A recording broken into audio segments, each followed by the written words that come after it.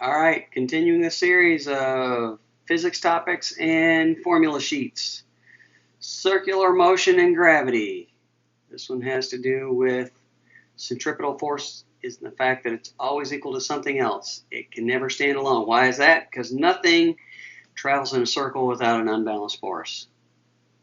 Newton's first law, state of motion of an object will remain constant unless acted on by an unbalanced force. Well, that's straight line physics. That's what they want to do, travel in a straight line.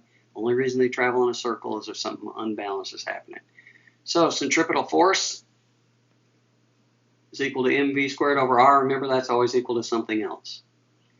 So centripetal force is whatever the force adding to the circle minus whatever the force that's taking out of a circle. That's equal to your centripetal force. So in this case, you've got a mass on a string rotating in a vertical circle. So at the top of the circle, you have the tension of the string pointing towards the middle. You have mg also pointing towards the middle, so the centripetal force is equal to ft plus mg. And then if you wanted to calculate the tension force, that's equal to that. And then at the bottom of that same circle, you've got the tension force contributing to the circle and then mg pulling out of the circle. So your centripetal force here is equal to tension force, which is contributing to the circle, minus mg, which is taking it out of the circle. And then again, you can rearrange and calculate ft with that. Same kind of thing happens here on a Ferris wheel. As a person is sitting in the seat, the normal force acting on their body is different than mg because this person is traveling in a circle. So the centripetal force is equal to normal force minus mg. And remember, if the object is not traveling in a circle, if it's not moving, then the centripetal force is 0 and normal force equals mg. See how that works? Okay, same kind of thing happens for a car going over a hill or a roller coaster at the top of a hill and a roller coaster at the bottom of a hill, car at the bottom of a hill, same. These behave much like the Ferris wheel.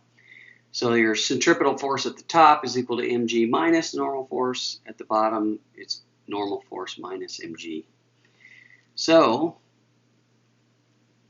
I'll get to that one in just a minute. Last thing is, or another thing is to consider a car rounding a curve. Remember that centripetal force is that's equal to all the forces added up that are contributing to a circle.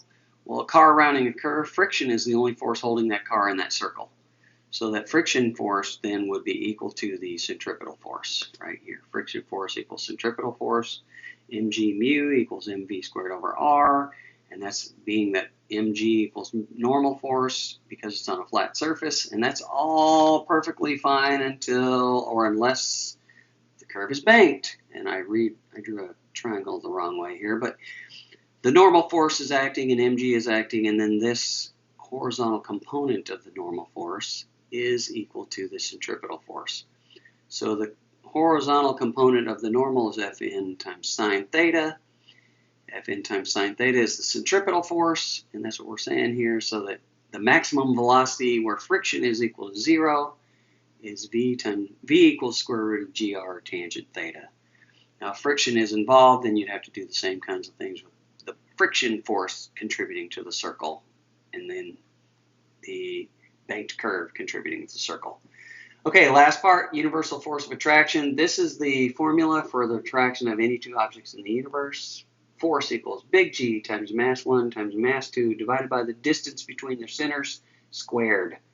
So big G is equal to 6.67 times 10 to the minus 11th Newton meter squared per kilogram squared.